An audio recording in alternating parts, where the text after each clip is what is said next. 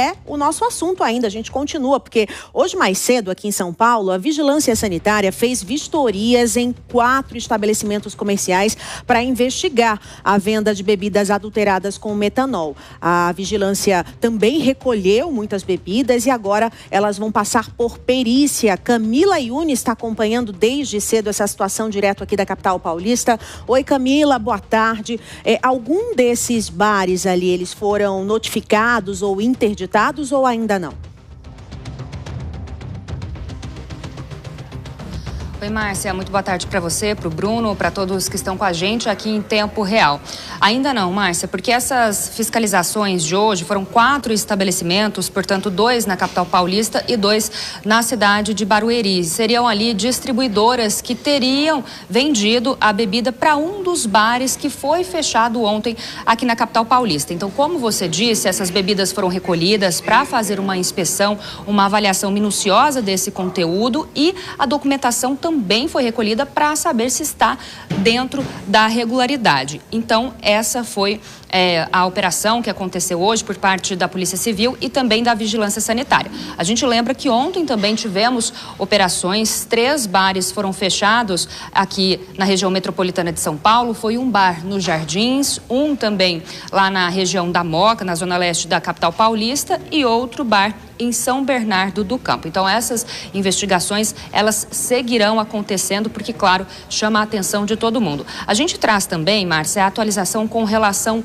aos números. A Secretaria de Saúde de São Paulo notificou, portanto, 22 casos, sendo 15 suspeitos, 7 casos confirmados.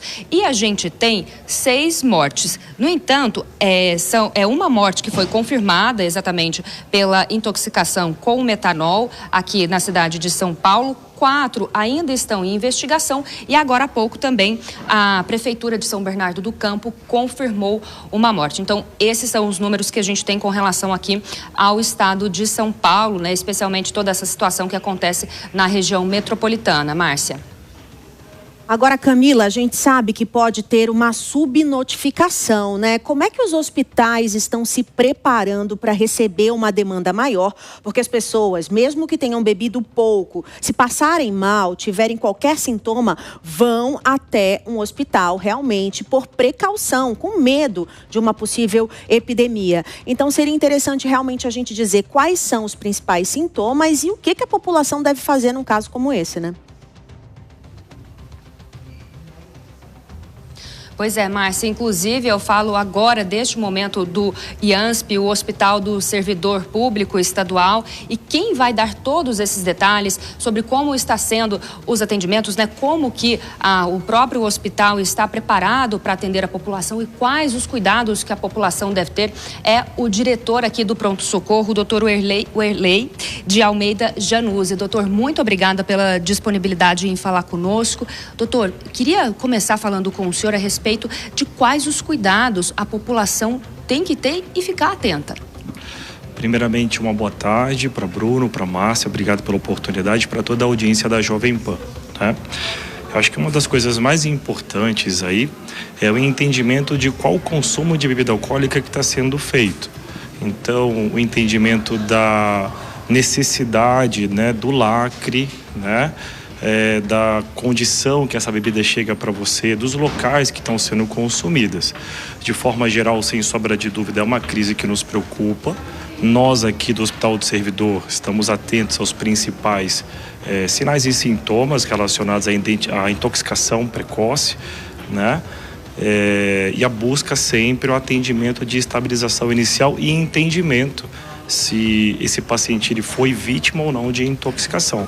Mas de recomendação inicial, sem sombra de dúvida, o mais importante é ter um entendimento de qual bebida que está sendo consumida, né? Se foi de um local, sem sombra de dúvida, que não deixa assim, uma preocupação sobre de onde foi adquirida a bebida alcoólica.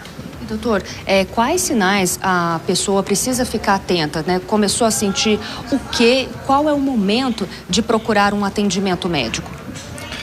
Veja bem, os sinais e sintomas, eles estão muito relacionados com a ingestão de bebida alcoólica, né? E os principais são relacionados com sintomas gastrointestinais, náusea, vômito, indisposição, podendo chegar até a alteração do nível de consciência e perda de visão. A alteração da visão, não necessariamente a perda completa, né? Turvação de visão, escotomas, que são como se fosse pontos brilhantes na visão. E isso se dá na utilização já inicial do produto, né? A princípio do álcool ou da bebida alcoólica que contém a metanol.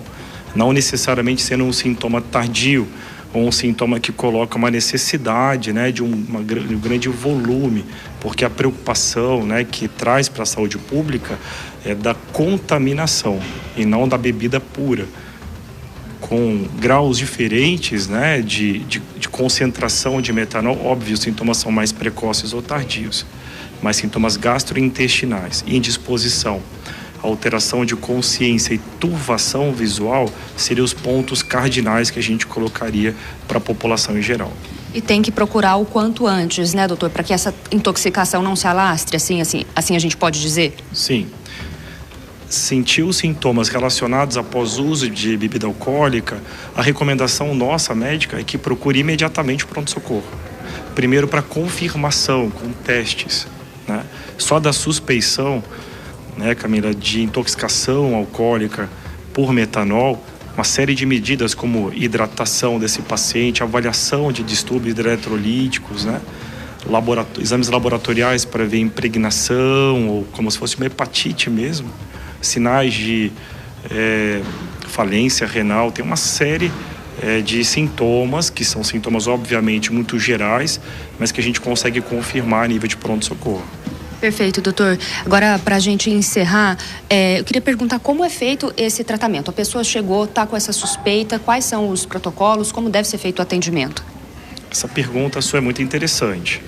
Uma das coisas que são cruciais é a presença do antídoto, que é o fomepizol. Então, um pronto-socorro preparado hoje para uma intoxicação moderada grave, ele deve ter essa medicação em estoque. Então, os gestores, né, os diretores, as unidades, eles precisam de alguma forma estarem preparados, porque não basta ter uma grande epidemia. Uma pessoa já basta para nos sensibilizar, né? A estabilização inicial com monitorização hemodinâmica, sem sombra de dúvida, e o tratamento inicial envolve muito a hidratação, deixar esse paciente muito bem hidratado, avaliar se tem algum distúrbio hidroeletrolítico ali para fazer a reposição, lembrando que casos de intoxicação grave pode chegar até mesmo a terapia de hemodiálise. Então é um problema de saúde pública. Muito obrigada, viu, doutor? Um ótimo trabalho para o senhor. Obrigado, é um prazer e um abraço a todos. É isso, Márcia. Bruno, claro que agora a situação é de muita atenção, a população fica atenta. A gente falou com o Dr. Ruelei Januzzi, aqui diretor do pronto-socorro do IANSP, e a gente, claro, vai seguir atentos aí nessa cobertura. Volto com vocês. Informações esclarecedoras, uma entrevista importante da Camila Yunes com um especialista que está acompanhando essas ocorrências, essas situações em São Paulo, o hospital que acaba recebendo esses atendimentos. É importante ficar atento, né? Logo ir a uma unidade hospitalar para começar a receber os primeiros socorros.